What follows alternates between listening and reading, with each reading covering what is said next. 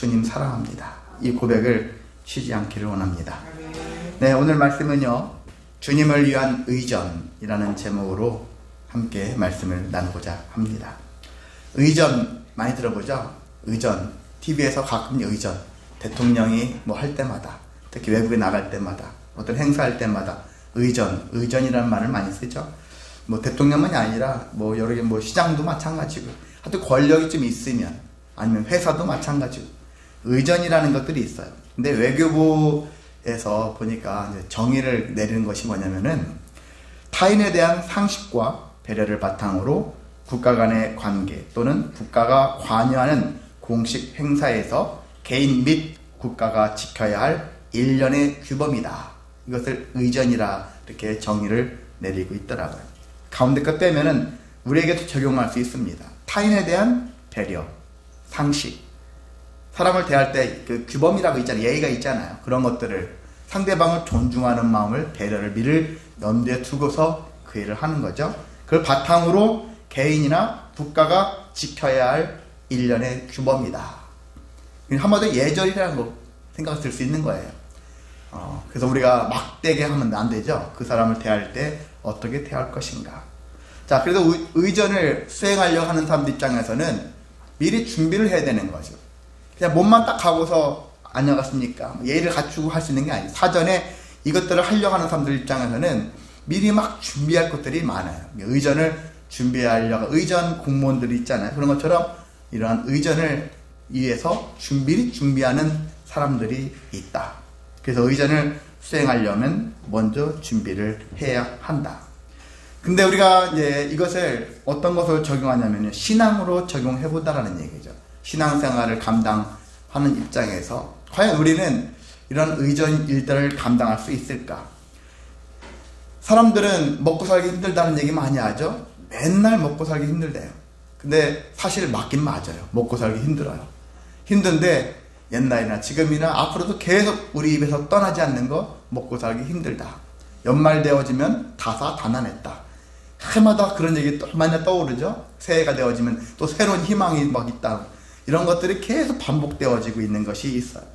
그런데 실제 삶도 그렇지만 우리가 정말 광야 같은, 광야에 놓여져 있는 것 같은, 아무것도 되어져 있는 게 없어요. 여러분 인생 돌아보면은 뭐가 재물이 넉넉합니까? 아니 이건 저것이 넉넉합니까? 약간 뭐 비밀스러운 것이라고 할 수 있겠지만은, 제 여동생이 어떤 일을 이렇게 하잖아요. 하는데 어떤 사람이 네, 수업료 이체했습니다 해가지고 이체했던 것을 딱 해가지고 캡처해가지고 보내줬대요. 보내줬는데 거기 그 부분만 딱 캡처해가지고 잘라가지고 보내줘야 되는데 전체를 딱 잘라가지고 보내줬는데 거기에 이체 금액 말고 위에 통장 잔액인데 잔액이 얼마냐? 6억 얼마 돼 있는 거. 야, 이 사람은 통장에다가 6억대의 돈을 넣고서 돈을 활용하는 사람이구나. 여러분은 그렇게 살아보셨나요? 통장에다가 수억대를 딱 넣어놓고서 언제든지 돈을 막 마음껏 쓸 수 있는, 야, 이렇게 사는 사람들이 생각보다 많구나. 생각보다 많은 거예요. 근데 그런 사람들이 있어. 그런 사람들에 비하면 우리는 참 늘 입맛 다시죠. 쩝쩝거리죠. 그냥 한숨 쉬고, 아유 진짜 저 사람들은 저렇게 사는데, 이런 생각이 들 수 있는 그런 모습이에요. 그런 사람들 보면 볼수록 우리는 더 입술이 바짝 타는 것 같은 느낌이 들죠. 그런 마음이 들고, 또 막막한 것 같은, 저 사람들은 잘 사는 것 같은데, 형통한 것 같은데 내 인생은 왜 이렇게 막막하냐. 이것이 우리의 모습이거든요.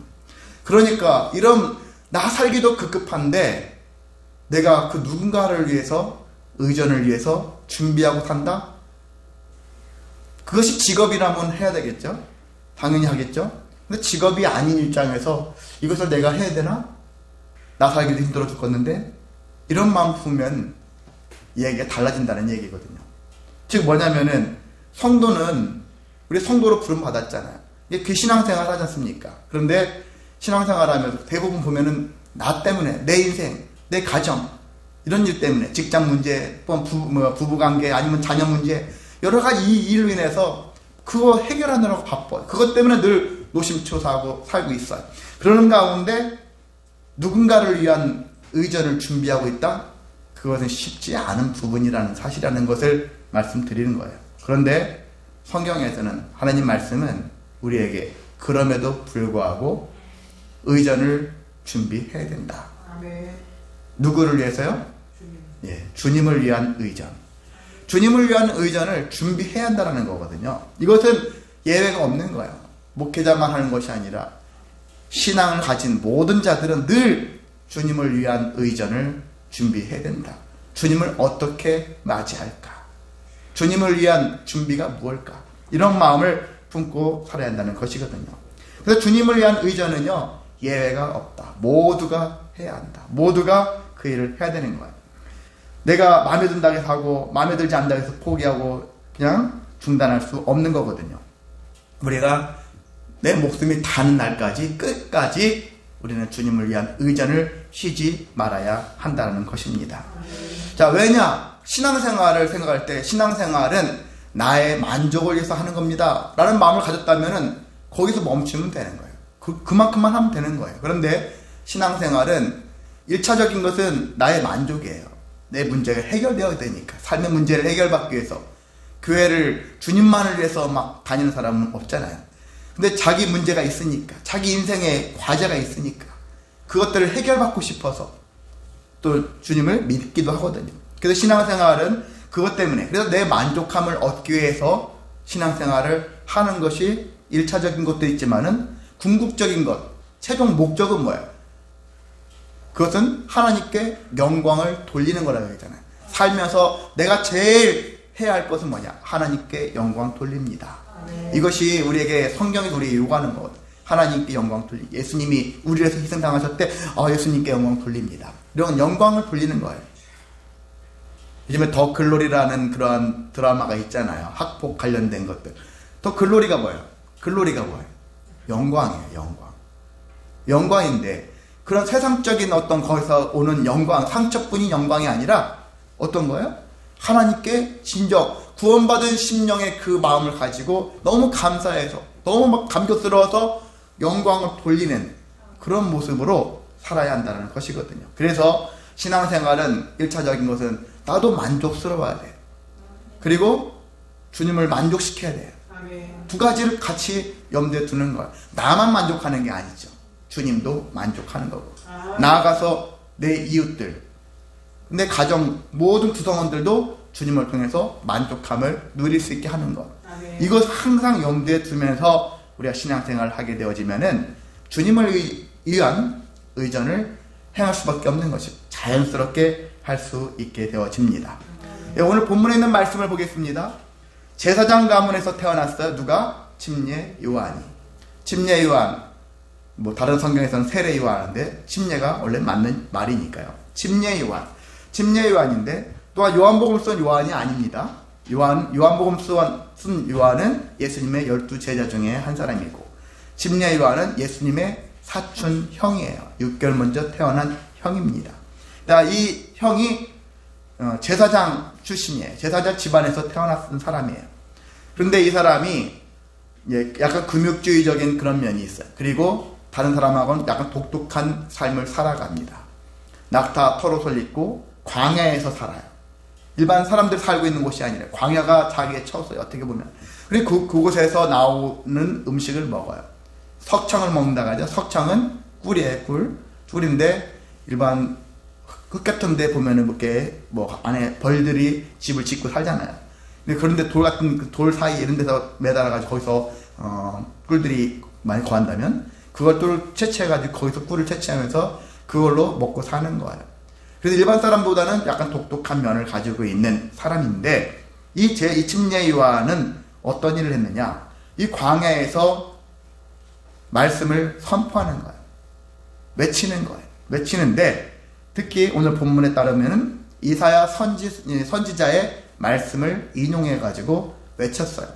이사야 선지자는 침례 요한 당시 기준으로 한 500년 전에 있었던 일이에요. 500여 년 전에 있었던 사건을 그걸 가지고서 다시 500년 후에 이 침례 요한이 이사야 선지자가 한 말들을 인용해서 선포했는데 그 선포의 내용이 4절에 있는 말씀이죠. 광야에서 외치는 자의 소리가 있어 이르되 너희는 주의 길을 준비하라. 그의 오실 길을 곧게 하라. 하면서 이사야 말씀을 가지고 와서 옛날도 그렇고요. 지금도 그렇고 너희들은 어떻게 하라고요?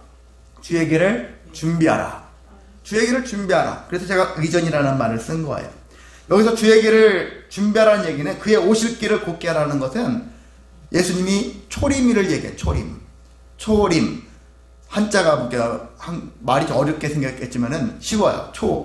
처음 한다는 얘기죠. 첫 번째. 림, 임한다라는 뜻이에요. 초림. 첫 번째 임하는 것. 그러니까 예수님이 마리아를 통해서 태어나는 것을 얘기하는 거예요. 그 처음에 오신 2000년 전에 오셨던 예수님, 그것을 얘기하는 거거든요. 예수님이 오신다. 예수님 오시니까, 그러니까 그걸 여러분이 준비하라. 언제부터 준비하라겠어요? 이사야 기준 500여 년 전부터 곧 메시아가 오신다. 근데 곧이라겠는데 500여 년이라는 시간이 흘렀긴 흘렀어요. 근데 하나님 나라에서는 우리는 시간에 되게 중요하게 여기죠. 몇 년 지났어. 그 말도 안 돼. 몇십 년 지났어. 몇백 년 지났어. 시간의 구애를 받는데 하나님 나라에서는 시간이 중요한 건 아니거든요. 하나님의 때라는 게 있잖아. 하나님의 때.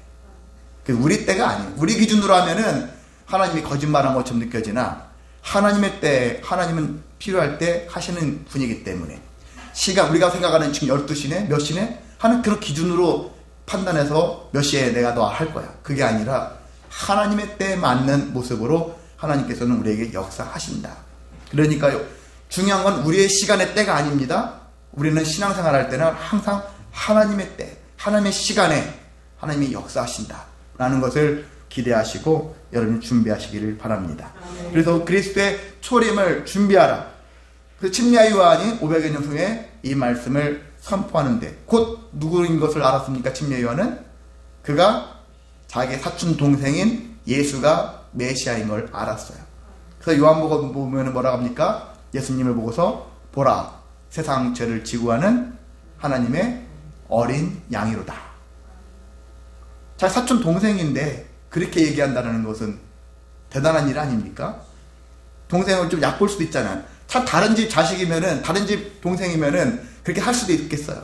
근데 같은 어떻게 보면 혈육이면은 자기 혈육을 되게 막 높이고 하는 것들은 쉽지 않은 거거든요. 근데 예수님을 보면서 나하고는 다른 성질을 가지고 있는 분이구나 라는 걸 깨달은 거죠.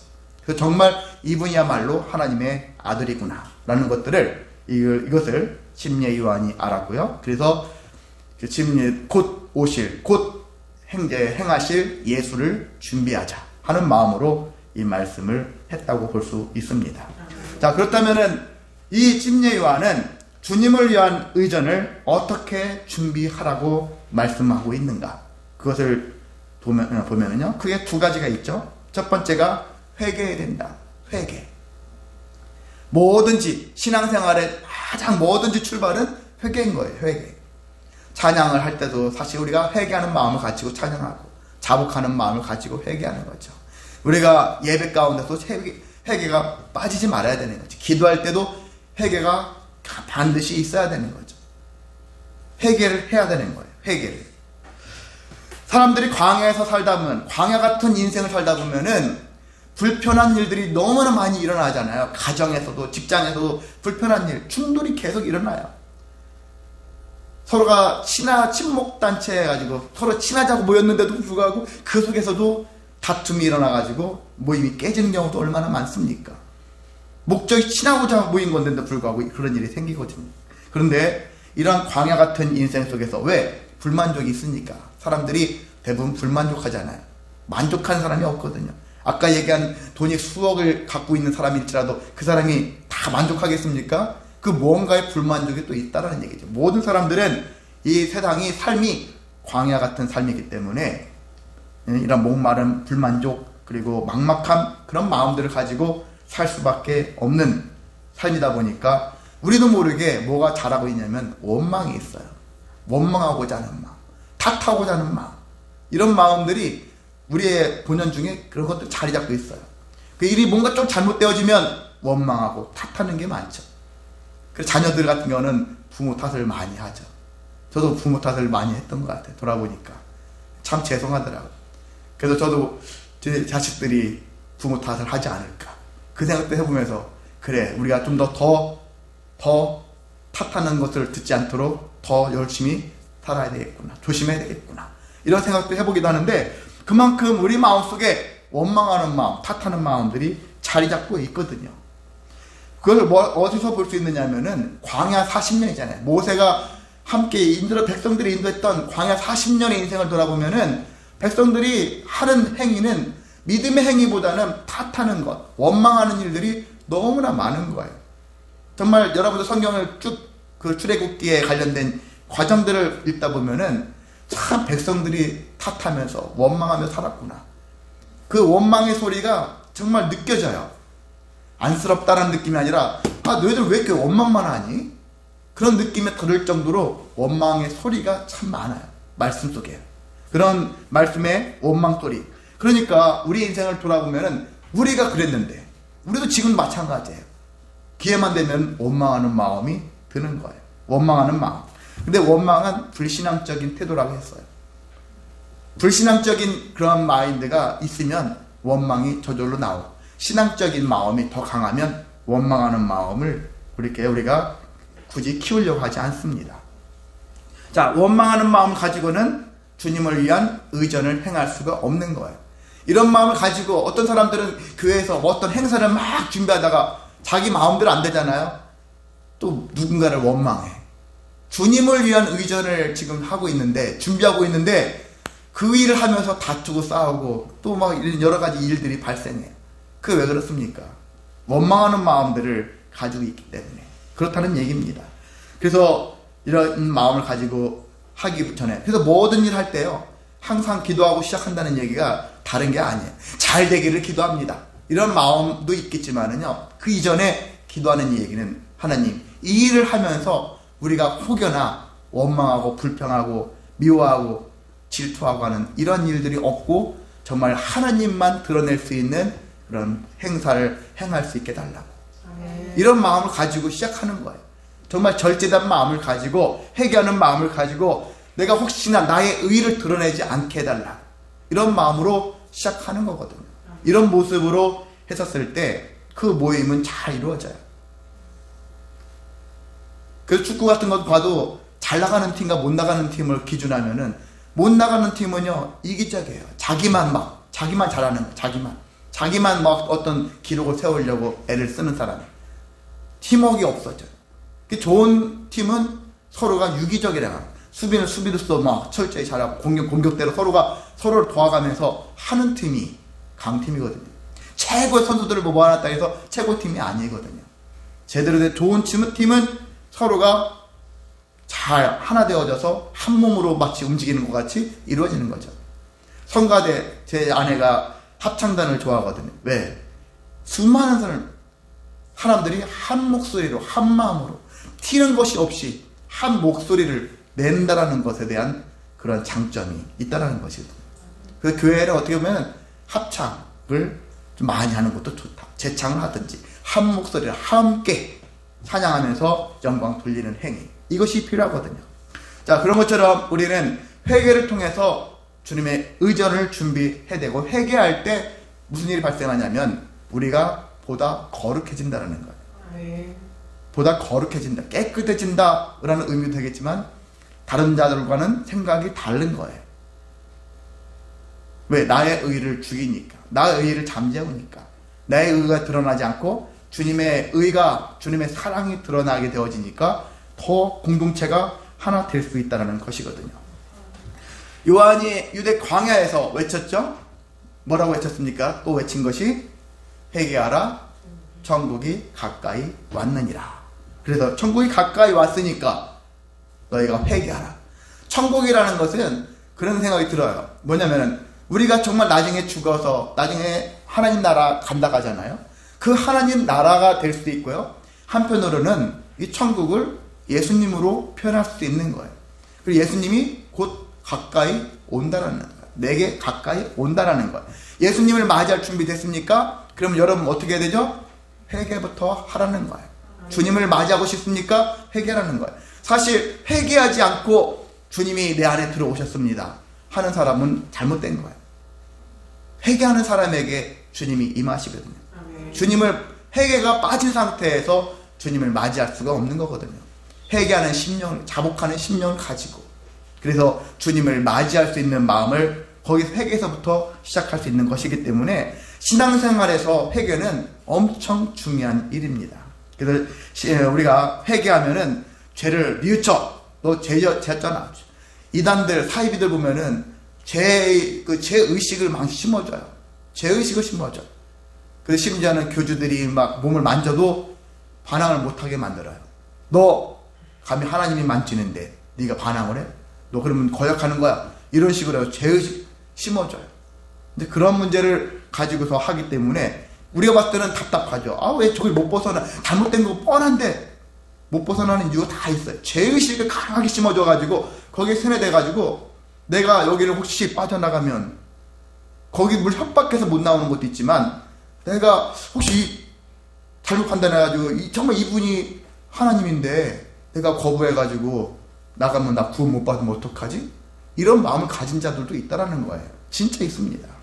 그러다 보니까 여러 가지가 복합적으로 해서 우리가 봤을 때는 답답하지만 그들 입장에서는 쉽게 못 나가는 거예요. 근데 이런 회개는 기본적으로 죄를 고백하는 거예요. 그래서 용서함을 구하는 것이 회개의 가장 주 목적이고 그 의미거든요.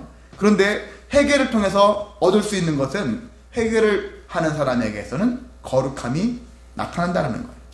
회개할 때 거룩함이 나타나거든요. 거룩함이 나타나서 거룩하게 쓰임받을 수 있는 첫 번째 시작이 회개다. 그래서 저와 여러분이 회개는 많이 한다고 해서 나쁜 게 아니에요. 난 한 번만 하고 말 거야. 어떤 그런 이단에서는 한 번만 하면 된다고 가르쳐. 그런데 그건 아니에요. 우리가 날마다 회개를 통해서 내가 죄 용서함도 구하고 그리고 내가 또 거룩하게 쓰임받기 위해서 회개를 한다는데 그 회개가 무슨 잘못입니까? 사람한테 여러분이 구하지는 마세요. 목회자한테도 하지 마세요. 그 고해성사처럼 카톨릭처럼 그렇게 누구한테 하는 거 그건 전 별로 바람직하지 않다. 어떻게 해요? 하나님께 하라. 하나님께 길 가다가도 할 수 있어요. 교회 와서만이 막 회개하는 것이 아니라 삶 속에서 회개를 여러분이 풍성하게 하시기를 바랍니다. 회개할 때 나에게 은혜가 임한다라는 사실을 여러분이 기억하셔서 회개를 여러분이 아끼지 마시길 바랍니다. 네, 두 번째는요, 회개에 합당한 열매를 맺어라. 그래서 침례 요한이 강조하고 있죠. 회개에 합당한 열매를 맺으라. 요한이 막 선포했는데 얼마나 막 열정적으로 강하게 성령이 임하셨는지 그 요한의 한마디로 선포를 듣고서 사람들이 막 가슴에 마음에 막 찔림이 있는 거예요. 그러면서 죄를 자복해요. 스스로 자복이라는 말은 스스로 고백하는 거예요. 고백하는 것을 얘기하고 있어. 그래 하면서 그리고 곧 이어서 침례. 요한은 침례를 베풀었죠. 침례식을. 그래서 침례를 회개를 몇 년 지나서 너 교회 몇 년 다녔니? 회당 몇 년 다녔니? 이런 거 판단하지 않고 곧바로 지금 회개했어. 그래서 막 자복해서 그래서 영을 받아들일 수 있는 준비가 됐다면 곧바로 침례를 막 베풀었잖아요. 이런 일이 있는데 이게 정상적인 과정이에요. 근데 교회에서는 그냥 오늘 막 믿었다 해가지고 이 사람을 막 침례주고 이렇게는 보통 하진 않잖아요. 적어도 얼마 다녀야 되고 이런 룰이 있지만은 그래도 중요한 것은 얼마큼 다니는가 중요한 것이 아니라 지금 네가 회개했고 자복하는 마음을 가지고 정말 하나님께 영광 돌리고자 하는 마음으로 나아가고 있는지 그런 마음을 보시니까 그래서 그게 더 중요하다는 얘기입니다. 자, 이런 자들에게 자복하고 침례를 받은 자들에게 이제 뭐라고 하냐면은 너희들 이제는 회개에 합당한 열매를 맺어라. 다음 단계가 이거예요. 첫 번째는 회개했죠. 두 번째 단계가 회개에 합당한 열매를 맺으면서 살라는 거예요. 회개만 하고 딱 끝나는 게 아니잖아요. 회개 이후에 회개에 합당한 열매를 맺어라. 그 회개에 합당한 열매라는 것이 뭘까? 전에는 회개라는 것은 눈에 안 보이잖아요. 나만 회개한 거지. 남들은 모르잖아. 근데 회개에 합당한 열매를 맺다는 얘기는 이제 삶으로 드러나는 거예요. 전에는 이기적이고 흔히 말해서 싸가지 없는 애인데 어느 순간부터 되게 인격적으로 바뀌었어요. 쟤 왜? 이상하다. 작년만 해도 내가 알던 그 애가 아닌데? 제가 볼 때마다 막 계속 더 거룩하게 신실하게 바뀌어가고 있는 모습들이 보여지는 거예요. 이런 삶을 살아라는 얘기거든요. 이게 눈으로 보여질 수 있는 모습을 가식을 하는 것이 아니에요. 진짜 안에가 바뀌어져서 바깥에까지도 흘러 넘쳐서 바뀌어지는 모습, 이런 삶을 살아내라는 것입니다. 자, 이렇게 되어지려면, 회개에 합당한 열매를 맺으려면 어떻게 해야 되느냐? 요한 말씀에서 찾는다면 크게 두 가지를 찾을 수 있어요. 첫 번째가 교만하지 말라는 거예요. 교만하지 말아라. 신앙생활 할 때 가장 위험스러운 것은, 욕심을 내는 것보다 더 위험한 것은 교만한 거예요. 제가 강조하잖아요. 아담과 하와 선악과 사건, 교만 사건이라고 했잖아요. 하나님 없어도 됩니다 라는 것과, 우리가 신앙생활 하다가 신앙이 깊어지는 것 같으면 찾아오는 것이 하나 있는데, 내 의가 드러나는 거예요. 내가 지금까지 여기까지 내가 어떻게 살아왔는데 나의 의가, 나의 능력을 막 드러내려고 힘쓰는 거죠. 그럼 목회자나 성도들 다 매한가지예요. 내 의를 드러내는 그런 삶을 살고자 한다고 하거든요. 그런 교만을 조심해야 된다. 정말 내가 하는 일마다 나의 의가 드러나기 위해서 힘쓰는 건지, 주님의 의가 드러나기 위해서 힘쓰는 것인지를 우리가 분별할 줄 아는 능력이 있어야 한다는 것이거든요. 자, 여기 침례받기 위해서 찾아온 사람들 중에서는 누가복음에는 그런 사람이 없는데, 마태복음에는 바리새인, 서기관, 종교 지도자들도 왔어요. 그런 사람들도 왔어요. 그 사람들도 소문 듣고 와서 침례까지 받았어요. 받았는데 바리새인, 서기관들이 있었는데, 마태복음 3장 7절에 나와 있거든요. 근데 요한이 이 사람들한테 뭐라고 했냐면, 한마디로 욕했어요. 욕을 날렸어요. 뭐라고 했습니까? 7절에 야, 이 독사의 자식들아. 왜 우리가 욕 먹어야 되지? 이런 소리 들을 수 있잖아요. 아니, 네가 선포한 대로 나는 회개했고 침례까지 받았는데 왜 우리한테 욕해? 이런 생각이 들 수 있잖아요. 그런데 이 사람들에게 얘기하는, 이 사람들뿐만 아니라 이 모든 불효를 얘기할 수도 있겠죠. 불특정 다수가 될 수 있겠죠. 자, 독사의 자식들아, 왜 그들한테 했었을까? 너희들이 그동안 너무나도 교만했어. 그 교만을 욕하는 거거든요. 그들의 교만. 왜 교만을 욕했냐? 그 다음 아브람 얘기 나오죠. 아브람은 우리의 조상이야. 우리는 그들의 후손이야. 그들의 자손, 우리는 그들의 자손이기 때문에 아브람의 후손, 혈통적으로 우리는 가문이 우리 그들의 후손이니까 아브람은 믿음의 조상이고 복의 조상인데, 우리는 복받았고 우리는 구원받았어. 이미 이 집에 속한 걸로 인해서, 이 집안으로. 그래서 미리 구원은 따는 당상이다라는 마음을 가지고서 살아가는 거예요. 그래서 서민들 보고 못 사는 사람 보면은, 너희들은 구원 못 받았으니까 그렇게 살지, 우리는 특별히 선택된 자들이니까, 이런 마음을 가지고 살아가요. 그래서 되게 큰 교만을 가지고 있죠. 그래서 이것을 가지고서 침례 요한이 뭐라 하는 거예요. 야, 그것은 심지어 여기에, 야, 이 돌들로도 아브라함의 자손이 되게 할 수 있다. 하나님이 그렇게 할 수 있다라는 거야. 그게 중요하지 않다 하면서, 더 중요한 것은 너희들이 회개하고 회개에 합당한 열매를 맺으면서 진정 구원이 무엇인지, 예수 그리스도를 통한 구원을 받아야 한다는 사실들을 침례 요한이 알게 했다는 것입니다. 그만큼 교만하게 되어지면 어떤 문제가 생기냐? 여기 나무 얘기 나오죠. 9절에 나무가 있는데, 나무가 좋은 열매를 맺지 못하면 과실수야. 만약에 과실수. 근데 나무 열매 맺지 않으면 나무는 쓸모없잖아요. 잘라버려야 돼요. 그런 것처럼 너희들이 허우대는 멀쩡하게 보이고 그냥 그럴싸하게 보이지만 너희들은 좋은 열매가 아니야. 열매를 맺지 않아. 그러면 하나님께서 심판을 내리신다는 거죠. 잘라버린다는 얘기죠. 이제 그렇게 삶을 살 수밖에 없는 존재가 된다는 것을 얘기하시기 때문에, 그래서 교만이 이만큼 중요하다. 교만하지 말아야지하다. 세상에서 말하는 그냥 우쭐거리고 나 잘난 척하고 사는 것만 얘기하는 것이 아니에요. 가장 큰 교만은 어떤 거라고요? 하나님 필요 없습니다. 내 능력으로 살겠습니다. 저 충분히 할 수 있어요. 이런 마음을 가지고 살아가는 게 제일 큰 교만이거든요. 교만이자, 그래서 교만은 죄가 되는 거예요. 교만은 죄. 욕심도 죄라고 하지만 저는 욕심보다 교만이 신앙생활할 때 제일 큰 문제가 교만이다.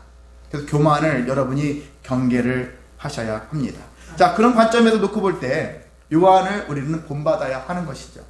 요한을 본받아야 되는데, 요한이 어떤 사람이었습니까? 요한이 이런 막 했을 때 어떤 새로운 선지자가 나타나가지고 막 사람들을 회개시키고 침례받게 해가지고 많은 무리들을 하니까 많은 사람들이 우리가 기다렸던 메시아가 요한이 아닐까? 그런 생각을 하는 거예요. 그 사람들이 막 소문에 소문이 넘쳐가지고 사람들이 계속 몰려들어요. 그러니까 요한이 우쭐거릴 수도 있잖아요. 이참에 내가 한번 교주해볼까? 이런 마음도 들 수 있잖아요. 근데 요한은 절대 그러지 않았어요. 나는 당신들이 생각하는 메시아 그리스도가 아닙니다. 결코 아닙니다. 미리 선포하고서 하는 거예요. 나는 아닙니다. 이런 마음을 가지고서 선포하는 거예요. 그래서 그 마음만 얘기하는 것이 아니라 뭐라고 얘기해 사람들한테? 나는 여러분을 회개시키기 위해서 물로 침례를 주는데 내 뒤에 오실 그이가 예수님이죠. 그분은 불과 성령으로 침례를 베푸시는 분입니다. 나보다 능력이 훨씬 내가 비교도 할 수 없을 정도로 심지어는 그분의 신발을 들기도 감당하지 못할 정도로 마태복음은 그렇게 되어 있어요. 그분의 신을 들기도 내가 감당하지 못할 정도로 누가복음에는 그분의 신발 끈을 풀지도 못할 정도로 표현이 딱 다른데 이렇게 할 정도로 저는 그분에게 정말 발톱에 떼도 되지 않을 비교도 될 수 없을 정도로 미약한 존재입니다 라는 것들을 사람들한테 얘기를 하는 거예요. 근데 여러분이 많이 생각해 보세요. 많은 목회자들이 유혹받아요. 성도수가 1000단위, 10,000단위, 막 10만 단위 넘어가면 모든 대형교회를 얘기하는 건 아니고. 근데 이단도 마찬가지. 이단도 의외로 커요. 이단들 10만 단위, 20만 단위, 신천지나 여러 가지 수많은 그러한 이단들 보면은 JMS니 뭐니 엄청 많아요. 숫자가 엄청 많은데 그들이 뭐 하고 있습니까? 지들 다 교주에 노릇하고 있고 내가 하나님이라고 하잖아요. 이제 자기가 하나님이래요. 내가 메시아야. 내가 그리스도라고 얘기하고 있어요. 그렇게 떠들고 있어요. 그래서 교회를 하나님의 자기 하나의 왕국으로 만들어요. 왕국. 그 안에서는 내가 왕이에요. 내 말을 어떤 말을 지켜도 때로 욕설하는 데도 보니까 여러분 봤잖아요. 아멘 하잖아요. 욕설하는 데도 야한 얘기도 아멘 하고 있고 분별력이 사라지는 그런 모습들이 나타나고 있어요. 그래서 교회가 자신의 왕국으로 삼았기 때문에 그래서 거기에 또 많은 사람들이 그런 일들을 또 계속해서 이어나가고 있는 우리가 봤을 때는 쉽게 망할 것 같은데 안 망해요. 수많은 교주들이 수명을 다해서 죽었잖아요. 메시아가 아니니까 죽죠. 자, 죽었는데 그럼 없어져야 되는데 안 없어지잖아요. 통일교 없어지면 안 없어지고 하나님의 교회도 이미 교주가 죽었는데도 안 없어지고 계속 있잖아요. JMS 정명석 씨도 거의 지금 80 다 됐거든요. 죽어도 안 없어질 거예요. 장담하는 건 안 좋은데 장담해. 신천지도 만약 이만희 씨도 죽어도 안 없어질 거예요. 그 뒷사람들이 계속해서 그 자리를 유지하면서 뭔가 계속 할 거예요. 우리가 생각했던 것만큼 쉽게 없어질 것 같죠. 아, 이제 제가 드러났으니까 금방 없어지겠지. 절대 쉽게 없어지지 않아요. 그래서 여러분이 거기에 유혹받지 않으시기를 바랍니다. 아멘. 우리가 유혹에 빠지지 않아야 되는 스스로 자기를 높이는 자를 여러분 찾지 마시기 바랍니다. 자기를 드러내는 사람 여러분 가까이 하지 마시기 바랍니다. 이렇게 해야 되는 거예요. 심리의 요한은 어떻게 했습니까? 사람들한테 그는 흥해야 되겠고 나는 세야 된다. 그는 흥해야 된다. 부흥되어야 된다. 그가 누구예요? 예수님. 다시 뒤에 오실 분은 계속해서 부흥되어야 되고 나는 점점 쇠락해야 되는 거예요. 점점 약해져 가요. 나를 찾지 마세요. 가면 갈수록 그분이 오시면 이제 그분한테 가세요. 이게 침례 요한이 한 거잖아요. 얼마나 귀감이 됩니까? 우리도 그런 마음으로 그런 자세로 살아야 하는 것입니다. 자, 그래서 이렇게 교만을 물리치라는 말씀도 있죠. 교만을 물리쳐라. 교만한 자를 물리치고 내 안에 있는 교만도 물리치며 살아갔을 때 회개에 합당한 열매를 맺을 수 있다라는 것입니다. 자, 또 두 번째는요. 자신이 내가 하는 일을 돌아보는 거예요. 돌아보고서 악을 선으로 갚는 삶을 살아야 한다는 것입니다. 자, 무리들이 막 회개에 합당한 열매를 맺으라 하니까 무리들이 그러면 어떻게 사는 거지? 어떻게 살아야 되는 거야? 이 성경에 보면은 우리가 읽지 않았지만 10절에 되어 있죠? 10절에 무리가 물어 이르되 그러면 우리가 무엇을 해야 되죠? 거기만 나타나 있지 않았어요. 12절에도 세리들도 선생님 우리가 무엇을 해야 합니까? 여기 14절에도 군인들이 그렇죠? 우리는 무엇을 해야 하죠? 사람들이 이제 궁금한 거 회개에 합당한 열매를 맺으며 살래요. 근데 어떻게 살아야 되는 거지? 어떻게? 도대체 어떻게 살아야 되는 거야? 그랬더니 맞춤으로 얘기하신 게 침례요한이 얘기하는 거야. 그래서 처음에 무리들이 왔었을 때는 옷 2벌 가지고 있니? 그리고 1벌 옷 없는 사람 있잖아. 그 사람에게 줘라. 네 가지고 있는 것들을 그 사람에게 나눠줘라. 그러면서 살아라. 선을 베푸면서 살아라. 그렇게 얘기를 하는 거예요. 먹을 거 너는 좀 넉넉한 거 같지? 그러면은 다른 사람에게 먹을 거 없는 사람 있잖아요. 굶주린 사람 있잖아. 그 사람에게 먹을 걸 주라. 여기 세리들 있잖아. 세무 공무원들이잖아요. 이 사람들한테는 너희들이 원래 이 사람한테 받을 돈 세금만큼만 받아. 필요 이상으로 받지 마. 대부분 당시의 세리들이 필요 이상으로 받아갔어요. 왜? 로마에게 바쳐야 되고 자기들이 먹어야 되니까. 먹을 것을 더 챙기느라고 늘 그래서 사람들한테 도둑놈이라고 하잖아요. 공인된 도둑이라고 하죠. 공인된 도둑. 도둑이라고 했는데, 그래서 너희들이 부과된 것 외에 거두지 말라. 군인들한테도 마찬가지죠. 군인도 자기 권력을 이용해서 사람들을 계속 하는 거예요. 그래서 강제로 물건을 뺏는 거예요. 할 말이 없는 거예요. 이것도 공인된 도둑질을 하는 거예요. 거짓으로 고발하지 말고. 가끔 그런 거 있거든요. 내가 저 물건을, 저 땅을, 저 집을 뭘 뺏고자 거짓되게 꾸며가지고 저 사람을 이렇게 고발을 하듯이 해서 하는 일들이 옛날이나 지금이나 앞으로도 계속 있어요. 우리 사회 주변에 많습니다. 내 것을 노리는 사람들이 많거든요. 참 무서운 세상이구나. 그런 생각이 들 수 있는데 거짓된 것들이 많습니다. 그래서 거짓된 거, 억울한 일이 참 많아요. 억울하게 생길 일들이 많습니다. 여러분도 살면서 그런 억울한 일들을 한 번 이상은 분명히 경험을 했을 거예요. 나 참 억울해. 억울한 일 못 참잖아요. 그래서 억울함을 참지 못해서 마음을 다스리지 못해서 화병으로 죽는 사람들도 생각보다 많거든요. 여러분이 그걸 잘 다스리기를 원합니다. 그래서 받는 금융, 그냥 월급 받는 것을 월급이 부족하다고 여기니까 누군가를 막 뒷돈 달라 뭐해라 이렇게 하면서 불법을 저지르는 일이 많잖아요. 그래서 침례요한이 그런 일들을 얘기하면서 각각 사람들에게 너희들 하고 있는 일 가운데에서도 너희들이 선을 베풀며 살아라. 의를 지켜라. 선을 베풀어라. 의는 죄를 범하지 말아라. 남들에게 착한 일을 행하라. 제가 최근에 강조하고 있는 거잖아요.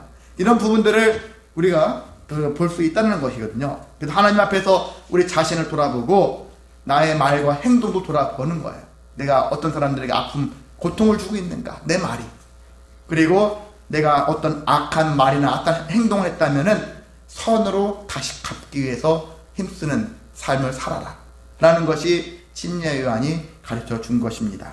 말씀을 정리하겠습니다. 오늘날 우리는 주님을 위한 의전을 행해야 되겠죠? 지금 당장으로는 이제 종려주일과 고난주간과 부활절을 어떻게 준비할까? 우리 학생들은 이미 몇 주 전부터 준비는 하고 있거든요. 지금 또 여러 찬양 준비하고 있고 그렇게 하고 있는데 그뿐만이 아니라 우리가 정말 중요한 것은 여기 뭔가를 막 이렇게 보여지는 것이 아니라 보이지 않는 지금 말씀 선포했던 회개하고 회개에 합당한 열매를 맺고 교만하지 않고 정말 악을 선으로 갚으면서 살아가는 이 마음으로 더 내가 주님 보시기에 진실하고 신실한 마음으로 믿음으로 가지고 살아가라는 거거든요. 그런 것을 더 준비할 수 있는 기회로 삼으시기를 소망합니다. 그리고 두 번째는 뭐냐면 우리는 요한은 초림을 준비하라고 했잖아요. 예수님이 곧 오신다. 뒤에 오신다. 이제 내 뒤에 오시는 이 그렇게 얘기했는데 예수님이 오신 거지만 우리는 뭘 준비해야 될까요? 예, 주님 다시 오실 때까지 찬양했잖아요. 다시 오신다. 다시 재림. 그래서 주님을 재림주를 기다린다는 얘기죠. 다시 오시는 거. 주님의 다시 오심을 준비해야 되는데 어떻게 준비하라? 지금처럼 회개하고 회개에 합당한 열매를 맺을 때 겸손함과 악을 선으로 갚는 삶을 통해서 이 일들을 감당할 수 있다라는 것입니다. 그래서 우리는 늘 질문을 해야 돼요. 여기 있는 무리들처럼 주님, 우리가 어떻게 하여야 이 일들을 할 수 있겠습니까? 어떤 일을 해야 됩니까? 무엇을 해야 됩니까? 라는 질문을 여러분이 마음에 새기고 그 질문을 스스로에게 자꾸 하시기 바랍니다. 그리고 하나님께 물어보세요. 그러면 하나님께서 여러분에게 맞는 답을 주실 것이고 우리 그 말씀대로 순종하면 됩니다. 그러면은 하나님께서 어떤 은혜를 주십니까? 여기 3장 5절에 보면 모든 골짜기가 메워지고 모든 산과 작은 산이 낮아지고 굵은 것이 곧아지고 험한 길이 평탄하여질 것이요. 그렇게 얘기했잖아요. 모든 육체가 하나님의 구원함을 보리라. 한마디로 하나님께서 우리에게 은혜와 상급을 주실 것이다. 이 일을 행할 때 여러분이 저와 이 일들을 감당하며 하나님의 은혜를 상급을 받고 누리며 살아가는 삶이 되시기를 주님의 이름으로 소망하고 축복합니다. 다 같이 일어나셔서 찬송가